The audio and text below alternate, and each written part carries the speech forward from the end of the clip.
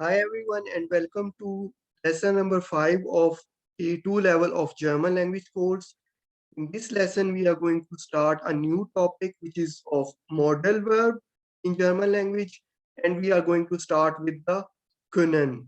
Können is a modal verb. We will see what is the conjugation of this modal verb, what is the meaning of this modal verb, how we can use it in the sentences, and if we want to make questions by using modal verb, how is the sentence structure in this case. So let's start with the conjugation of können modal verb. We know that every German verb is conjugated according to the subject of the sentence. If the subject is different, the conjugation will be different. So let's see that what is the conjugation of können modal verb in case of different subjects. If the subject is ich, the conjugation of können modal verb will be kann. For du, the conjugation will be kannst. For sie, which means formal you, the conjugation will be können. If the subject of the sentence is third person singular, then the conjugation will be kann. So here is one difference in the conjugation of modal verbs as compared to the normal verbs, because in the case of normal verbs, the conjugation of verb is different for first person singular ish and third person singular as ye as. But in case of modal verbs, the conjugation of first person singular ish and the third person singular as ye as will be same, which you can also see here. Ich kann, kann, sie kann, es kann. Then we move to the where. For where, the conjugation of modal verb können will remain können. Ihr könnt. Sie, second person plural formal, können. Sie, which means they, again können will remain können. Now let's have a look at the sentence structure when we are using modal verb in our sentence. At the first position in the sentence, there will be subject. It's not mandatory, but this is how we have learned so far, and we will continue this pattern also here. So at first position, we will use subject. At the second position in the sentence, we will use modal verb. The modal verb in the sentence will be conjugated according to the subject of the sentence. At the third position, I have taken this third position as a placeholder. Here, it can be object, it can be a preposition, or it can be any other adverb, for example. But the last position of the sentence will be fixed for the main verb of the sentence, and main verb will come in the infinitive form at the last position. So you have to use two verbs in the sentence.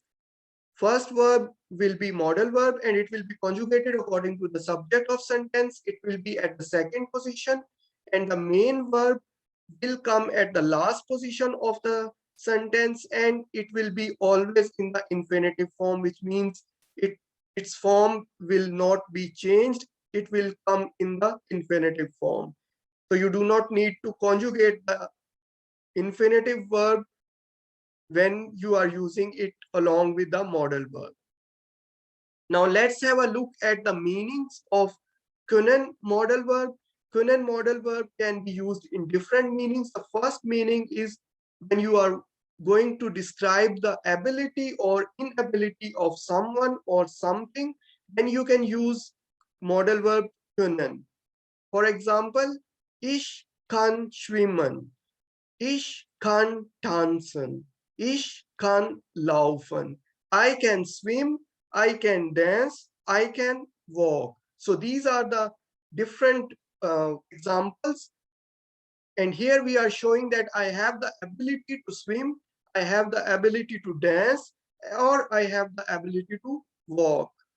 And if we want to describe the inability, we have to simply negate the sentence.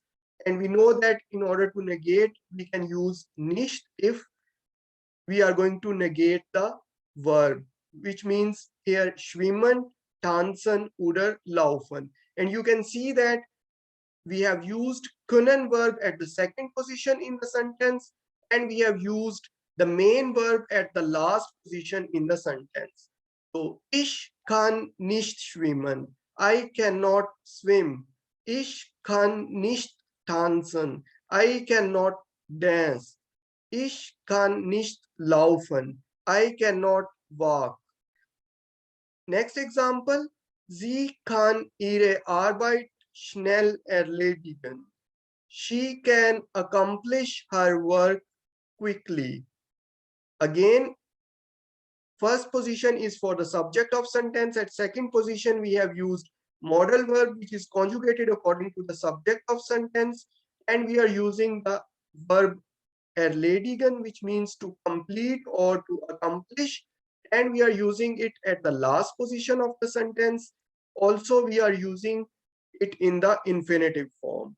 And at the third position, you can see that ihre Arbeit is the object of the sentence. And here we have also used an adjective, which is schnell.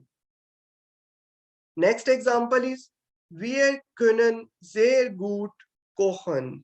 We can cook very good. So here again, first position is for subject, second position is for modal verb können, which is conjugated according to the subject wir, and it will remain wir. And we are using the main verb kochen at the last position of the sentence in the next example is, das kleine Kind kann gut sprechen. The small child can speak good. Again, we are describing the ability of small child. Therefore, we are using können verb and we are conjugated it with respect to das kleine Kind, which is the subject of the sentence. And we are using main verb at the last position of the sentence, which is sprechen. Das kleine Kind kann nicht gut sprechen. The small child cannot speak good. Again, we are describing the inability of the small child, and we are using modal verb können at the second position, which we are conjugating according to the subject of the sentence, and the subject of sentence is das kleine Kind. And we are using the main verb at the last position of the sentence in the infinitive form. Now let's have a look at another meaning of können modal verb. Modal verb können can also be used to describe the possibility or impossibility of something. For example, kann mit meinem neuen Auto fahren. He can travel with my new car. Here again, we are using subject at the first position.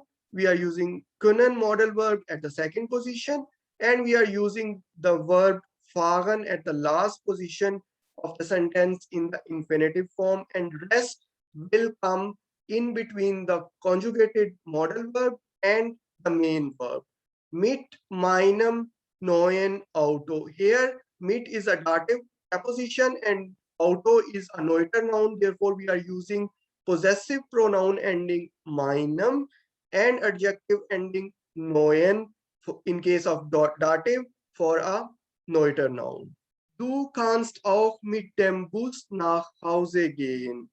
You can also go home with the bus. Now, here again, we are discussing one possibility of going home with the bus. There may be a possibility to go home with a train or with a car or on foot. So these are different possibilities which we are discussing. Therefore, we are using the modal verb können at the second position, and we are using the main verb at the last position in the sentence, and everything else will come in between the conjugated modal verb and infinitive form of the verb, which is at the last position in the sentence. Man kann in die Bibliothek lesen. One can read in the library. So here again, we are discussing one possibility of reading in the library.